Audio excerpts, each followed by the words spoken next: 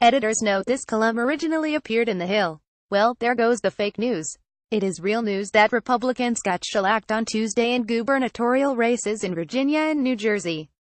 And it is real news that President Trump's grip as the party's leader loosened for the first time since he claimed the White House. Republicans running in 2018 saw the reality of an anti-Trump wave among white suburban voters.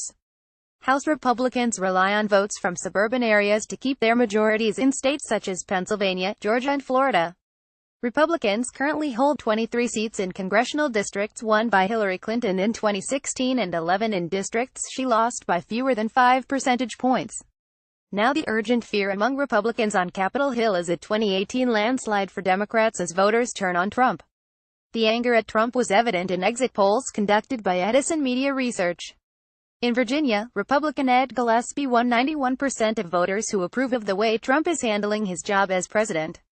Democrat Ralph Northam won 87% of those who disapprove. In essence, Gillespie had all the Trump voters.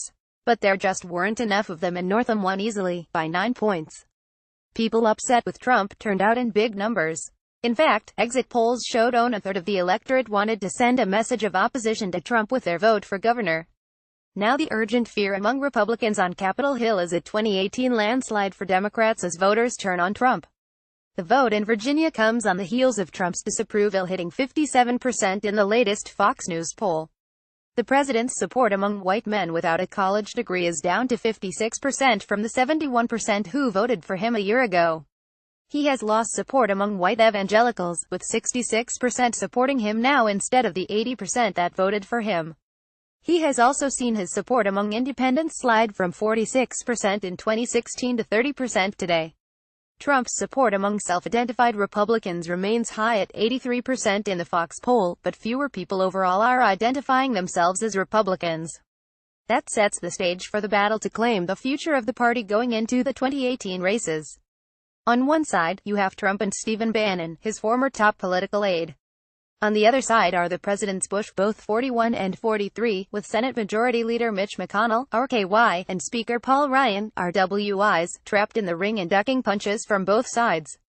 The fight comes down to a contest between Trump's anti-immigrant, isolationist, white grievance politics and the Bush policies favoring immigration, free trade and growing the party through outreach to racial minorities.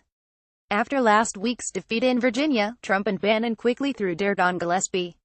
Trump said Gillespie did not embrace me what I stand for.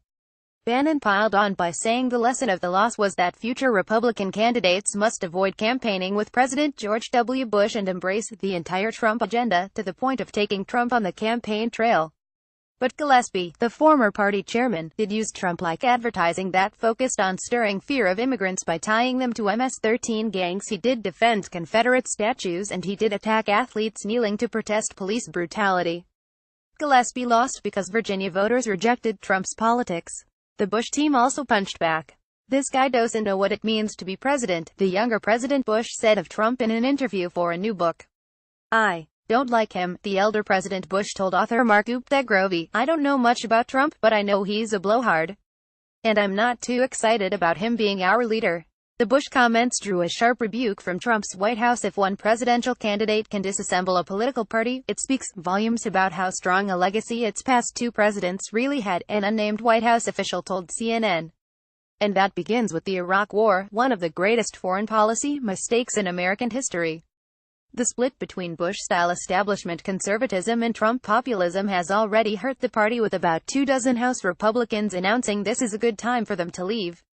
That rush for the door comes as polls show voters say they prefer Democratic candidates for the House of Representatives over Republicans by the widest margin in over a decade, The Washington Post reported before Tuesday's GOP collapse. Ryan said last week that despite the intra-party fight, it is too late for his House caucus to do anything but side with Trump on the future of the party. "We already made that choice," Ryan said on Fox News Radio. "We're with Trump. We already made that choice. That's a choice we made during the campaign, which is we merged our agendas.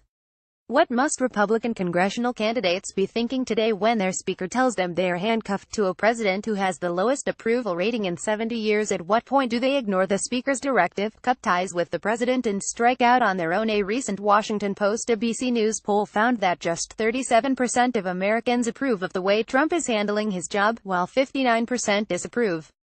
In the history of the poll, no American president has had a net negative rating so high in his 9th month in office since Harry Truman in 1945.